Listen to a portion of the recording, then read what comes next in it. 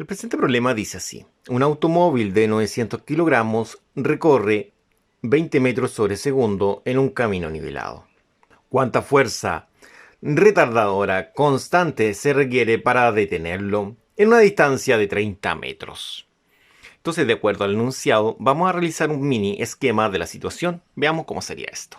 Acá tenemos nuestro automóvil, una pequeña representación.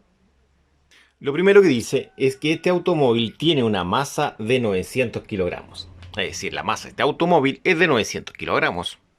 Colocamos acá la masa del automóvil, 900 kilogramos. Luego dice que comienza este automóvil con una velocidad inicial. Es decir, en este punto su velocidad inicial es de 20 metros sobre segundo. Esto quiere decir que cuando el automóvil esté en este punto, su velocidad es de 20 metros sobre segundos.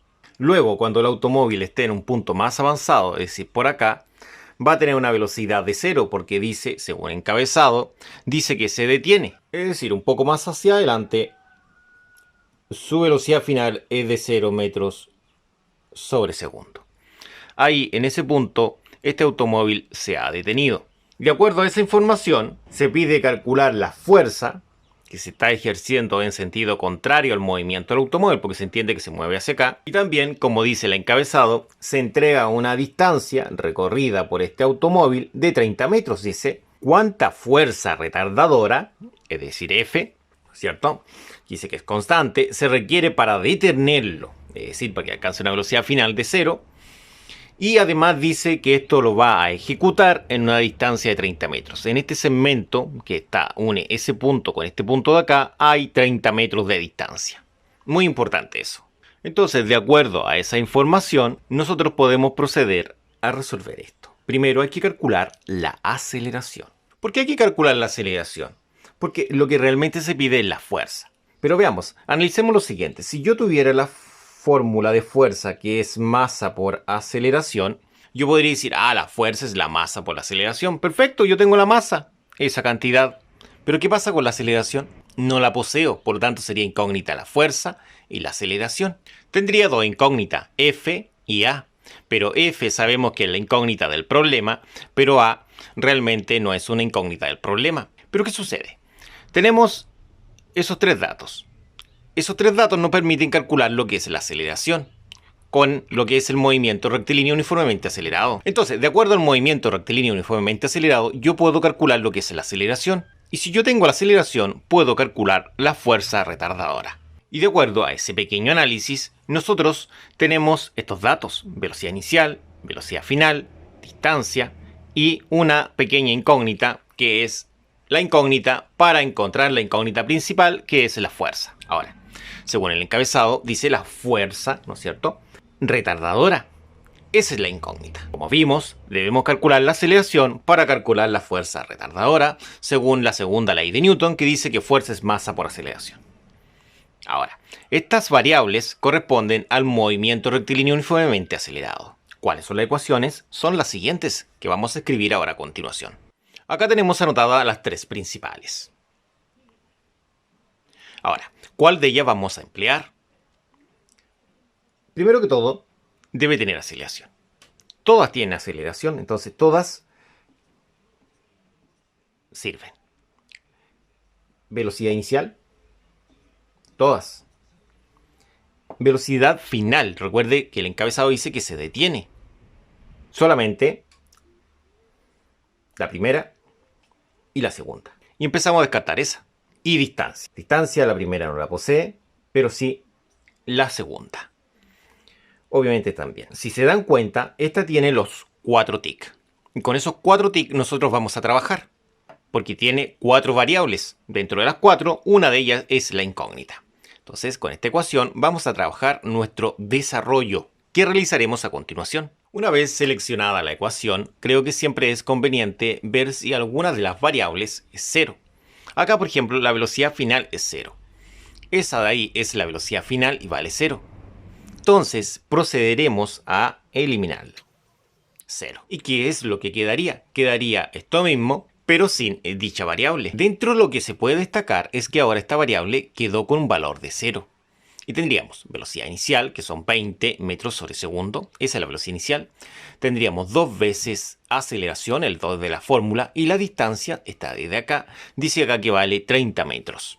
Entonces, ahora lo ideal es realizar un despeje. Pero yo no realizaré un despeje, sino que voy a reemplazar inmediatamente para simplificar un poco más el desarrollo. Queda más fácil así. Entonces vamos a copiar la fórmula y vamos a valorizar inmediatamente. Entonces en la resolución tendríamos lo que es la velocidad inicial. Sí, velocidad inicial v sub 0. Distancia, la letra D. La velocidad inicial son 20. Entonces esos 20 se colocan en ese lugar donde está esa simbología. Justo en este lugar debemos colocar lo que son los 20. Y acá colocamos lo que es la distancia. 30 metros en ese lugar. Colocamos acá los 30 metros. De esa forma. Acá nosotros bajaríamos lo que es el 0. 20 al cuadrado, esos 400. Pero como son metros sobre segundo, sería metro cuadrado sobre segundo cuadrado. Más. Acá sería 2 por 30 metros, lo cual son 60 metros. Y eso multiplicado por lo que es la aceleración. La idea es despejar lo que es la aceleración. Por tanto, esta cantidad pasaría a este lado de su forma inversa. ¿Cuál es la forma inversa de la suma? Que está sumando al sector de la incógnita. Va a pasar restando. Entonces va a pasar como menos 400 metros cuadrados sobre segundo cuadrado. Y todo eso va a quedar dividido en los 60 metros. Porque esos 60 metros han pasado dividiendo posteriormente. Entonces, menos 400 dividido en 60... eso daría menos 6.67 metros sobre segundo al cuadrado, que es la unidad de la aceleración. De esta forma tendríamos la aceleración. Con la aceleración ya calculada, que es esta cantidad, podemos calcular lo que es la fuerza, como vimos al comienzo del video. Recuerde que anteriormente habíamos dicho que teníamos fuerza como incógnita y aceleración como incógnita. Ahora la aceleración no es incógnita, ya tenemos la cantidad. Entonces podemos ahora calcular lo que es la fuerza, estableciendo que es la masa por la aceleración. Entonces, la fuerza es la masa por la aceleración. Masa, letra M. Aceleración, letra A, como se muestra acá. Ahora, con esta información, nosotros estamos listos para poder reemplazar. La masa vale 900 kilogramos. Se reemplaza donde está la letra M, en ese lugar correspondiente. Y reemplazamos la cantidad de 900 kilogramos. En cambio, la aceleración tiene un valor de menos 6.67 y esto en metros sobre segundo al cuadrado. Ahora, recordemos lo siguiente. Kilogramo por metro sobre segundo al cuadrado, eso es newton. Entonces, el producto de 900 por menos 6.67, recordemos que este es un valor aproximado porque esto realmente es periódico, nos daría nuestro resultado, que va a tener que ser negativo por el sentido de la fuerza. La fuerza está en sentido contrario al movimiento del automóvil. Y esta fuerza tiene un valor numérico de menos 6.000 newton. Si ingresan este valor y ese valor en la calculadora, va a dar 6.000 y fracción.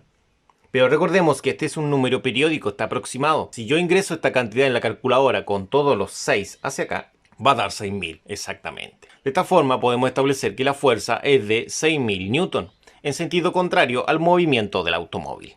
Y de esta forma hemos obtenido la respuesta final. Muchas gracias por su atención, nos vemos en la próxima.